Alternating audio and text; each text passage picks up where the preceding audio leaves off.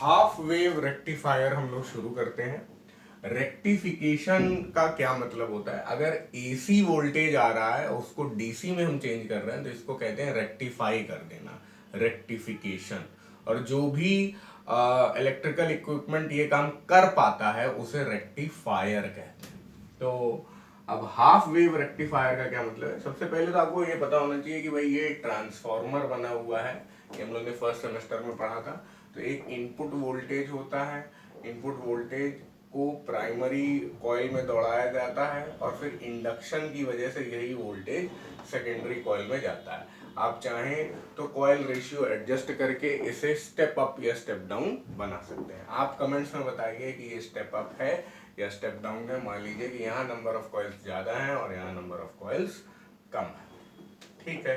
तो अब यहाँ से वोल्टेज जो है इनपुट में एक बार इस साइकिल में चलेगा और एक बार इस साइकिल में चलेगा, और इंडक्शन की वजह से भी यहाँ पे एक बार इस साइकिल में चलेगा और एक बार इस साइकिल में करंट चलेगा। करंट चलेगा जब भी वोल्टेज डिफरेंस डेवलप होगा। तो AC voltage to be rectified is connected to the primary coil, और डायोड जो है वो किस में कनेक्ट कर दिया जाता है? सेकेंडरी कॉइल में। यहाँ पे एक लोड रेजिस्टेंस भी लगा दिया जाता है। इसी के अक्रॉस हम आउटपुट वोल्टेज को चेक करते हैं। इनपुट वोल्टेज का ग्राफ मैंने बना दिया है, आउटपुट वोल्टेज का नहीं बना है। जो लोग नहीं जानते थे उसके लिए एसी मतलब अल्टरनेटिंग करंट, डीसी मतलब डायरेक्ट करंट, और इसको अल्टरनेटिंग वोल्टेज भी बोल सकते हैं और डायरेक्ट वोल्टेज भी। हालांकि एवी डीवी करके आपको कहीं लिखा नहीं मिलेगा। ओके, तो जब पॉजिटिव हाफ साइकिल होता है, मतलब इसी सेकेंडरी का ही बोल रहे हैं, पॉजिटिव हाफ साइकिल का मतलब क्या है कि करंट जो है ऐसे गया ऐसे आया, तो ये है पॉजिटिव हाफ साइकिल, ठीक।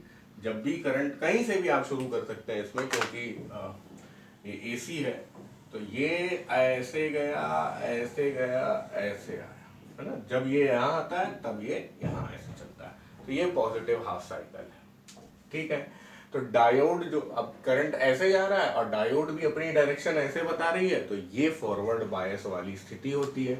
और जब फॉरवर्ड बायस होता है तो बहुत ही लो रेजिस्टेंस होता है। लो रेजिस्टेंस होता है तो करंट अलाउ कर जाता है, आराम से करंट पास हो जाता है।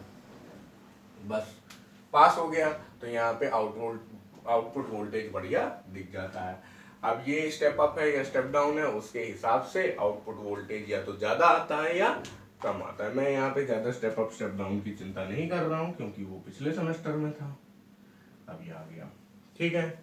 लेकिन उसके बाद जब नेगेटिव होता है, नेगेटिव हाफ साइकिल होता है, यानी कि ये वाला, जब करंट ऐसे जाएगा तो क्या होगा, यहाँ ऐसे ऐसे आके ये रोड़ा अटका देगा, ये रोक देगा करंट को।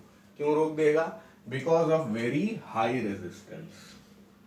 हाई रेजिस्टेंस क्यों है? क्योंकि वो रिवर्स बायस में है and it does not allow current, तो रुक जाता है, कोई करंट बनता ही नहीं है यहाँ पे। तो फिर जब कोई करंट नहीं बनता है, इसका जवाब ये आया, लेकिन इसका जवाब जो है ये आया। इसीलिए इसे हाफ वेव रेक्टिफायर कहते हैं। मतलब पूरी वेव है, पूरी वेव ये है, रेक्टिफाई केवल इतनी ऊपर, समझे। तो ये इनपुट वोल्टेज क्या होता है? एसी।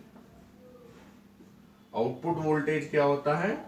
डीसी, है ना। यहाँ पे रुक रुक के करंट जा रहा है लेकिन हमेशा पॉजिटिव तो है कि नहीं? मतलब जीरो भी हो गया तो भाई पॉजिटिव ही हो गया एक तरीके से। फिर यही साइकिल, ये हुआ तो ये हुआ तो ये, फिर यही साइकिल रिपीट होता जाता है। और आगे बना ले एक बार, बस फिर से एक बार, ये हुआ यहां पर, ये हुआ यहां पर, ये हुआ यहां पर, ये हुआ यहां पर, बस हो गया अपना हाफ वेव रेक्टिफिकेशन।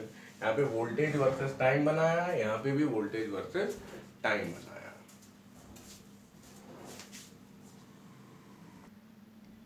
अब फुल वेव रेक्टिफायर में आ जाते हैं। यहाँ पे भी लगभग वही काम हो रहा है जो हाफ वेव में हो रहा था, वो तो था ही। थोड़ा सा डायग्राम आपको कॉम्प्लेक्स लगेगा यहाँ देखिए इनपुट वोल्टेज ने अपना मान लीजिए ये डायरेक्शन दिया, ये डायरेक्शन की वजह से ये डायरेक्शन इसमें जाना चाहिए, लेकिन हम लोग ने चालाकी से क्या किया, यहाँ पे 2 डायोड लगा दिए और बीच में भी इसे कनेक्ट कर दिया। तो जब ये ऐसे फ्लो करना चाहेगा करंट, तो इस पॉइंट पे करंट के बाद 2 ऑप्शन होंगे। मान लीजिए कि ऐसे चल रहा है, ये गया करंट, ये गया करंट, ये गया करंट, और यहां आने के बाद करंट के बाद 2 ऑप्शन है कि इसमें भी चला जाए, इसमें भी चला जाए, पैरेलल में जैसे है ना, एक ऐसे आया चलो भाई इधर चले। लेकिन जब इधर आएगा तो डायोड D2 कहेगा भाई हम रिवर्स बायस में, हम तुमको नहीं जाने देंगे, हमारे पास बहुत हाई रेजिस्टेंस है, नो नो। तो करंट जब एक बार यहां से ऐसे आया, ऐसे इससे तो निकल गया, लेकिन इससे निकल ही नहीं पाया, तो फिर करंट यहाँ पे क्विट कर देगा, बोलेगा यार इधर से जाने की जरूरत ही नहीं है, सारा आप यहीं से चलिए। ये एक तरीके से नॉन एग्जिस्टेंट हो जाएगा। कब? पॉजिटिव साइकिल में। ये पॉजिटिव साइकिल है, तो ऐसे गया करंट, ऐसे गया और फिर इधर चला गया। हमारा आरएल क्या फील कर रहा है कि यहां से यहां करंट गया, इसी को पॉजिटिव मान लो। तो ये वेव ऐसे गई, इनपुट एसी ऐसे गया, ये पॉजिटिव गया और ये इधर चला गया, ये किसी काम का नहीं रहा। इनपुट एसी ऐसा गया, आउटपुट वोल्टेज ऐसे गया, ये चला ही नहीं। ठीक है, ये सारी बात मैंने यहां पे लिख दी। चलो पढ़ते हैं। पॉजिटिव हाफ साइकिल जब होगा तो इनपुट एसी अपना इंडक्शन देके इसमें करंट पैदा करेगा, यही ट्रांसफार्मर में होता है। डायोड D1 उस समय कैसा होगा? फॉरवर्ड बायस में। भाई जैसे करंट चल रहा है उसी डायरेक्शन में डायोड ने भी अपना मुंह लगा रखा है, फॉरवर्ड बायस में है। डायोड D1 क्या करेगी? ये अलाउ कर देगी करंट, करंट अपने अंदर से जाने देगी। इससे क्या होगा? RL में पॉजिटिव आउटपुट आ जाएगा। ठीक है, अब इसी समय एक और काम होगा। डायोड D2 जो है केवल रोका का काम करेगी कि भाई ये गया करंट ऐसे, और इधर से कोई करंट नहीं आना चाहिए, हम यहां बैठे हुए हैं। ठीक, ये पॉजिटिव साइकिल की पूरी कहानी हो गई। बिल्कुल इसकी मिरर इमेज हो जाएगी नेगेटिव साइकिल की कहानी। अब जब नेगेटिव साइकिल की कहानी है तो ये ऐसे जाना चाहेगा करंट, है ना। असली में लूप तो अपना यही है ना, या तो ऐसे चलेगा या तो ऐसे चलेगा। तब उस केस में जब ऐसे चलेगा तब ये पॉजिटिव का तरह काम करेगा, ये एक तरीके से काम करेगा फॉरवर्ड बायस में। उसके लिए मैं ब्लैक एरोज बनाए दे रहा हूं।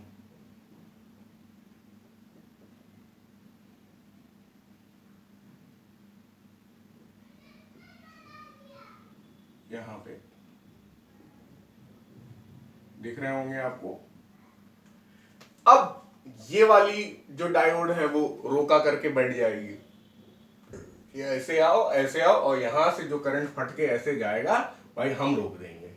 तब ये चलेगा, ये चुपचाप बैठेगा। लेकिन आप देख सकते हैं चाहे पॉजिटिव साइकिल चल रहा हो चाहे नेगेटिव साइकिल चल रहा हो, हमारे आरएल को इसी डायरेक्शन में करंट मिल रहा है। चाहे रेड वाला देख लीजिए और चाहे ब्लैक वाला देख लीजिए, जो लोड रेजिस्टेंस है वो एक ही डायरेक्शन में करंट फील कर रहा है। तो इसका मतलब इसका जो आउटपुट वोल्टेज है इस केस में भी पॉजिटिव होगा और इस केस में भी पॉजिटिव होगा।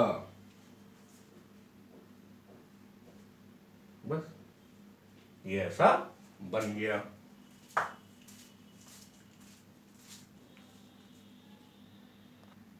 तो हमें यह समझना है कि जब पॉजिटिव साइकिल है, पॉजिटिव साइकिल में डायोड D1 काम करेगा, ये ऐसे आएगा, ये पॉजिटिव साइकिल में होता रहेगा, और नेगेटिव साइकिल में डायोड D2 काम करेगा, ये ऐसे होता रहेगा।